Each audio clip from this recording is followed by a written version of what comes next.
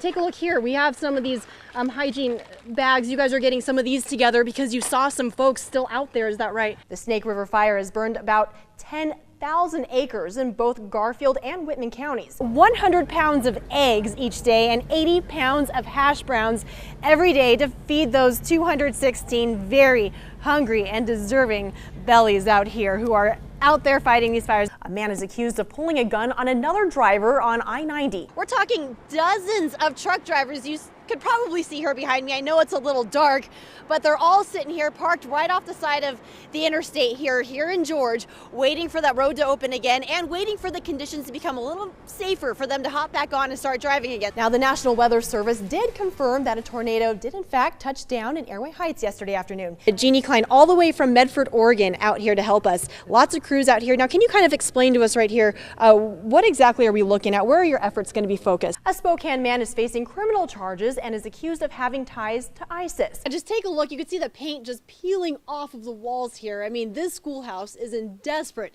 need of repairs. And just to give you an idea of how historic this building is, first, we need to go inside. Back in January, our very own Jane McCarthy had the chance to interview Saints quarterback Drew Brees about Steve Gleason. This here is one of the many fences that still needs to be repaired. And some fencing companies we spoke with today said that they are 7 times busier than they were before the windstorm even hit. Mariners fans can soon see Ken Griffey Jr.'s Hall of Fame plaque in person. We're about to head out to put fuel in 6 F-15s in Oregon and 1 C-17 in Lewis McChord, but buckle up because this is not going to be your typical flight.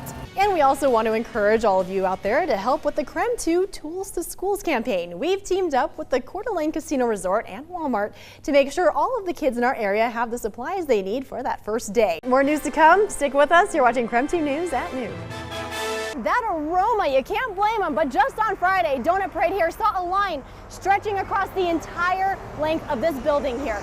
And sometimes there are only about 2 people manning this entire shop. So even with the crazy large crowds they've been seeing, they're still struggling to keep their doors open. Take your money. Okay, I'm like, you guys are next. Okay, because this is all I have left. An empty donut case is usually a good sign. Thank you. Of big sales. 10, 11, 12, 13, 14. But there's a hole in Christian Reno's donut profits. But you call me and I'll save you a dozen maple bars. She says it doesn't matter how much she's selling. The bottom line is that cost to keep making donuts has tripled. Everything, the cost of the supplies, the taxes, your wages. And the list goes on. The bags of the flour that make the raised dough, that make the donuts, have just tripled in cost, and the shortening and the sugar, the napkins, $7.88. In an effort to cut costs without raising prices, Reno was forced to close up shop for a few days this past week. But let me know if you want it stronger than that. We have volunteers, and that's pretty much who waits the floor. And every once in a while, just regular customers. That's how volunteers start. They just jump up because they feel so sorry for me. Reno says in the 19 years she's worked here, Doughnut Parade has been a family. With even more loyal customers. Would you like our punch card? And keeping with tradition, she hopes instead of donut prices, You take creamer with tea or no? the only thing rising in this shop are the donuts themselves. In Spokane, I'm Kaitlin Loukides, KREM 2 News. For some, comfort has long been dressed in ketchup. $1.95. But for one community, comfort wears a name tag. And that's how we met Bill. His uniform, his armor, a smile. I've never seen Bill without a smile. It's incredible. Which is why Mike Lish hired him on more than a year ago, never expecting what was about to happen. Yeah, he really is becoming iconic for the restaurant. Bill Richardson was born with a severe developmental disability. Wow. But that hasn't slowed him down from making someone's day. One person in particular is 2-year-old Emma Lish, Bill's best friend. A bond not formed through words, but that one smile people have been talking about. Sometimes he comes in with notes. Sometimes it's new dance moves. Earlier today it was Elvis stuff that I had never seen before. All right. Even more rare Aloha. is Bill's ability to create a unique welcome for everyone who comes in. When he's working, people come in, it seems like they're moved by him. Whether they know it or not. His role is to smile and make people smile. He really kind of brightens everybody's day. Every morning, Bill gets dressed hours before work. And waits.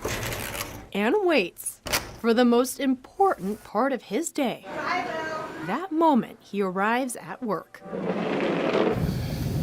Even the November windstorm that wiped out power across the community was no match for his dedication. I felt so terrible. Apparently the bus had brought him down and saw that we were closed and took him back home, and he sat on the bed all day in his uniform. In a restaurant that served up comfort for decades. Only one part has changed, and that's Bill. Yo. The name you have to go inside to see. Hey, Betty. But only if you're prepared to smile. In Spokane, I'm Kaitlin Loukides with photographer Brett Alberry, KREM 2 News.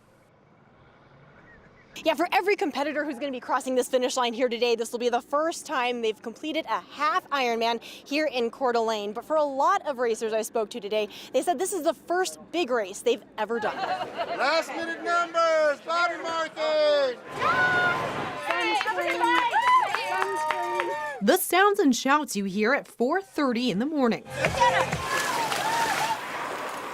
is an afterthought when you're about to tackle a race this daunting.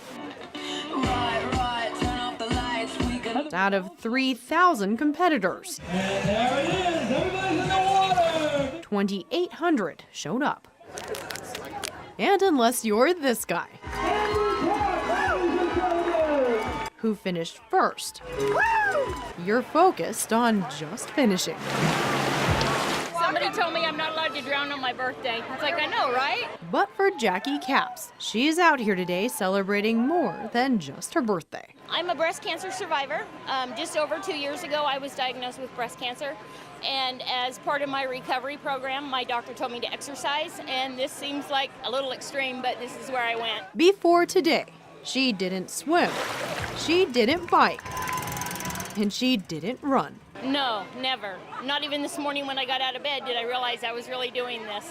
But after a year of training, she's doing it. I can walk if I have to on the bike. I can walk on the run. Proving today I just can't walk on water. We just got to get me out of the water. she can survive I made it out of the water. even the scariest challenges. Love you. Love you. You're going to do great. In Coeur d'Alene, I'm Kaitlin Loukides, KREM 2 News.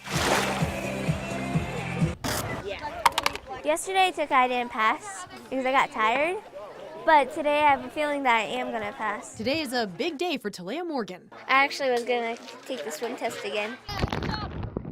Last year, she was diagnosed with leukemia. And at 12 years old, she's teaching us the spirit of perseverance. This is fun. A lesson in fortitude just up the hill, where these Gonzaga basketball players are sharing with the kids who look up to them the most. He came up to me and just asked me how to do it, and I was like, oh, yes, yes. Others decided to tap into their undiscovered talents. Sharpie, I like that. Okay, I'm not going to be good at that. I'm not going to be good at it either. I'm going to, mess it up. Okay, if I mess this up, please don't yell at me. This is the first year Catherine Malik is here at camp without her brother. My brother had osteosarcoma, a bone cancer in his hip.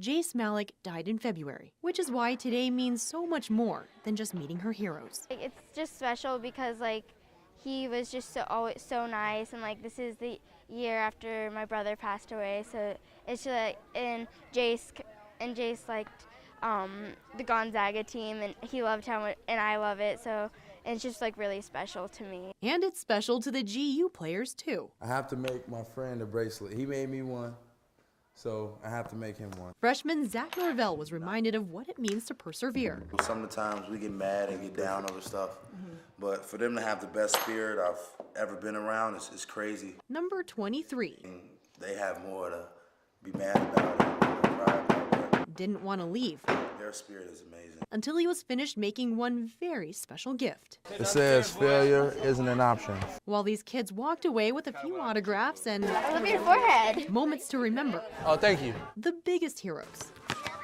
were the ones barely standing 4 feet tall. In Deer Park, I'm Kaitlin Loukides, KREM 2 News.